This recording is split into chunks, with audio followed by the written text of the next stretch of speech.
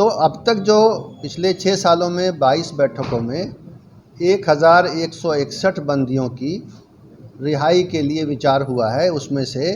जो उपयुक्त फिट पाए गए हैं, रिहाई के लिए फिट पाए गए हैं, ऐसे 698 बंदियों को समय समय पर आदेश निकाल के सरकार ने छोड़ा है और वो अब समाज में एक नई जिंदगी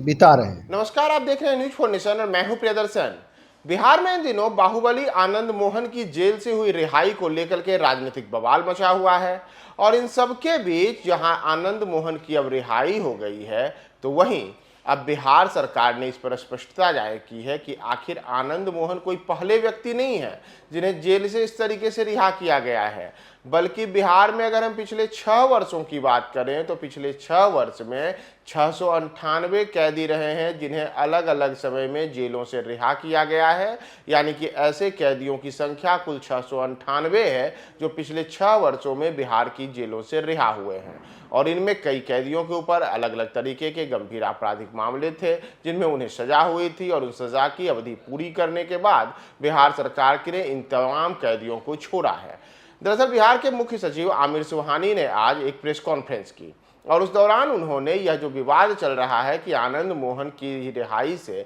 आखिर क्या कारण रहे, क्या वजह रही कि बिहार सरकार ने रिहाई के लिए आदेश जारी किया है, तो इन सब पर उन्होंने पूरे मामले को स्पष्ट किया। आमिर सुबहानी ने यह भी बताया कि यह कोई सरकार का निर्णय नहीं होता है, बल्कि यह परिहार परिषद का निर्णय होता है, जिस परिषद में तमाम तरीके के लोग शामिल होते हैं और इसमें 2 जज भी शामिल होते हैं। तमाम लोगों के सुझावों के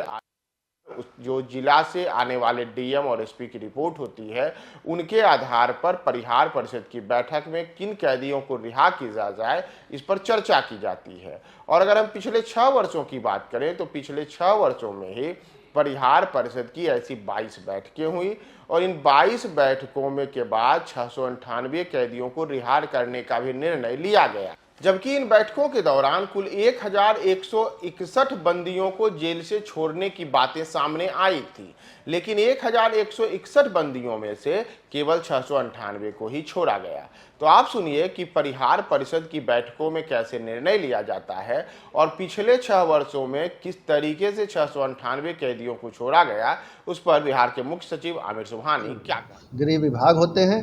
और कई अधिकारी इसके सदस्य होते हैं और उन अधिकारियों में 2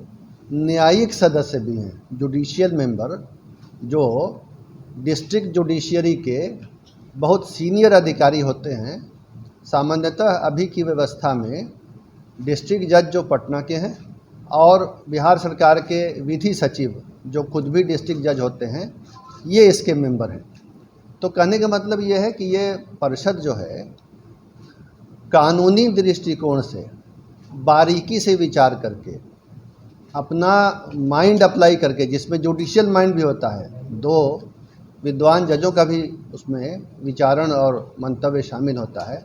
उसके बाद ही कारा मुक्त करने का प्रस्ताव गठित करती है जिस पर सरकार का आदेश लिया जाता है। पिछले 6 सालों में अब तक 22 बैठकें इस परिषद की हो चुकी हैं इसी विषय पर, ऐसे ही बंदियों को छोड़ने के लिए, और 22 बैठकों में 1161 बंदियों को छोड़ने की बात पर निर्णय लेने हेतु विचार किया गया। उसमें ज़िले के एसपी से, प्रोबेशन ऑफिसर से और ट्रायल कोर्ट के जज से भी रिपोर्ट मंगाई जाती है। कुछ रिपोर्टें कारा मुक्ति के फेवर में होती हैं, कुछ कारा मुक्ति के फेवर में नहीं होती हैं रिपोर्टें। तो अब तक जो पिछले 6 सालों में 22 बैठकों में 1161 बंदियों की रिहाई के लिए विचार हुआ है। उसमें से जो उपयुक्त फिट पाए गए हैं, रिहाई के लिए फिट पाए गए हैं, ऐसे 698 बंदियों को समय समय पर आदेश निकाल के सरकार ने छोड़ा है और वो अब समाज में एक नई जिंदगी बिता रहे हैं।